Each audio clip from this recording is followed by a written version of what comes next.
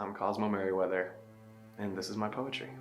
A springing out from comfy bed, a spinning head, the search for meaning, a futile task to aim at dreaming, a wondrous sea beyond the veil, a toe on land, the rest at sail, a colored scrap, tapestry torn, it's so confusing being born. As you, a visitor, do look upon this reverent and eulogizing stone inscription, know that yonder, stacked above the lawn, sits the self-made tomb of Lady Dixon. With mound made up of book and volume, scroll and tome, is all the wisdom from her curious life that she did cherish and consider home. A temple built of written power that she both loved and did devour, this mountain kept no pages torn, but those unread a thing to mourn. So be not sad, but do rejoice. Each paper mouth still has its voice.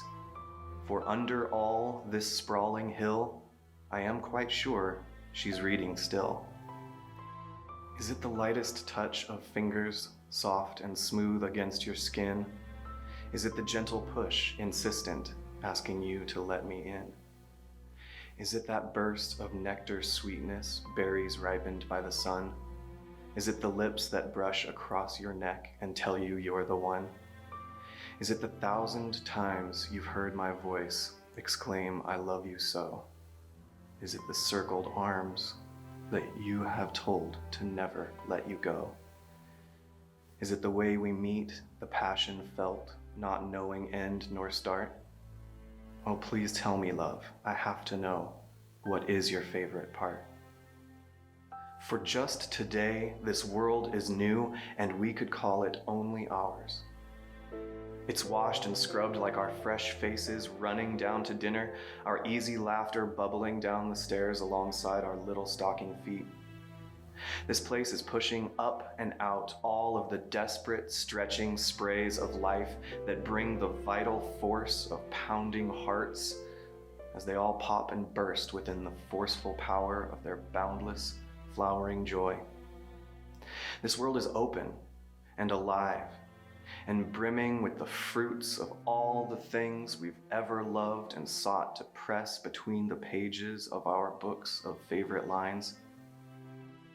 Today we have our pick of all the colors we can dream, and have the use of nimble hands that pluck the brightest blooms and brush away the silky strands before it's tucked behind your ear. And it is through this luscious garden where I'll offer you my arm, and we will all meet again in silent conference at the starting and the middle, and maybe it's the very first in all this time we've been away. How many times is this one, friend? How many times is this? The times you knew you were in love, the times that you've been kissed, the ones that didn't mean a thing, the ones that cut too deep, those ones that if you'd think of now, they still would make you stop and weep. You've asked me if I do regret the times it did not turn out right, and if I wish we'd never met and never had the chance to fight. The greatest thing about it, though, the reason that I joyous live, the more of love I give away, the more of love there is to give. My dearest friends, my treasured loves, my comrades both in breath and song, let crushing weight bereaveth not the tripping spring, that font of joy that from you spills and washes clean the sooted mud of man's domain. If sensation comes but like a fiend, all sound and sight like pinprick rough upon your reddened tender heart, take hope in this, that darker days have come and gone, but left the shore both swept and new.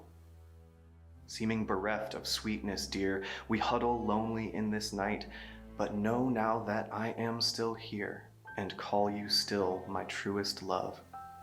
Do raise your chin and shoulders square, so close, though far and leagues away, but reaching out do clasp my wrist, and I'll not let you farther go. The darkest reaches will not hold in hardened check my care for thee, though freely tumbling down through space, The darkness loud, this picture spins. The rushing blur drowns out the blue and barely noticed thinning light.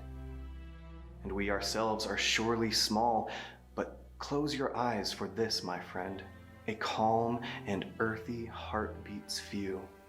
Together, we can make this fire bright and forge these gleaming links of love, and stronger be than any time of which we've told or danced or dreamt in mind. Then let's lift up, both you and I, with glory's wings till feathers wipe the smooth moon's face.